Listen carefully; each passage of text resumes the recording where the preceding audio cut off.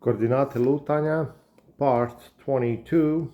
Haven't seen you in 4 days, but busy Dubrovnik, busy summer season, and like chasing the record numbers of tourists here. Pretty much the record temperatures, because the temperature outside is getting to like 35, 36 centigrade Celsius. So if you can't handle it, don't come to Dubrovnik. So, part 22, and I'm here with a bicycle.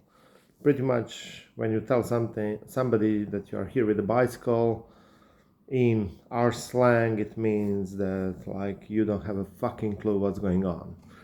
So it's a bloody sand. What is happening with this Sahara and Sahara sand? I am like until my knees. I am in the sand.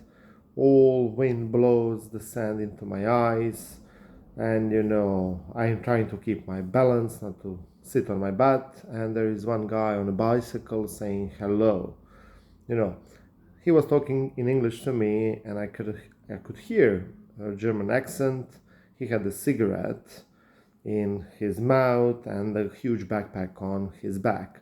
I asked him like, where the hell did you arrive over here? And he told me like, I went a bit, to drive my bike. I took some days off, actually weeks off from my job, as he worked for EasyJet.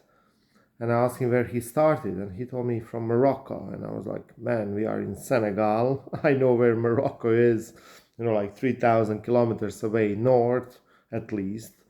And there are huge Atlas Mountains in between, and some pretty dangerous countries around. And he told me like, yeah, Morocco. Like I flew to Casablanca, then went to Rabat and started my journey on my bicycle. So pretty much, Morocco, West Africa, Mauritania, Senegal, Sahara Desert, all the areas of Moroccan mountains, and he arrived alive and kicking. So pretty well. And I couldn't believe, like, oh man, you arrived all the way here. And he told me, yes, and I'm free. Well, people are good, everybody is very welcoming, and I started to smile because I live Africa, what we call Africa, for 10 years. So I've been deep in the core of Africa, and I know how a total stranger is meeting Africa in the best light. So one ordinary stranger from Hamburg arrived, told me the story how he fell in love with Africa, moved outside of his comfort zone. He found out that he doesn't need too much, just a backpack, old cell phone, bicycle. He gave me his contact, and pretty much Ivan, my good friend, was wandering around, because he always wanders around and get lost. And he asked me, hey, where's this guy from? And it's like a German guy. He came from Morocco. And then Ivan was like, okay, another Ivan, like, don't fuck with me, like, are you serious? And I gave him the story, and he gave him a story how he arrived from Morocco.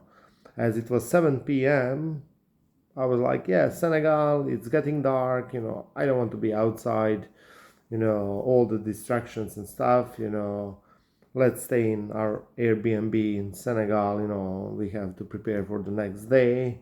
So we said goodbye, to the German guy. So we had a great story for social media, to tell it to the world. And, you remember those moments from the travels. So pretty much, we went back to the apartment. Night has fallen over Senegal, there was a light breeze going around. The temperatures were around 40 centigrade Celsius, and you could feel the Sahara breathing, and the sand is eating the city of Dakar bit by bit. Africa was going to fall asleep, and we said good night to Africa. Hopefully, see you tomorrow.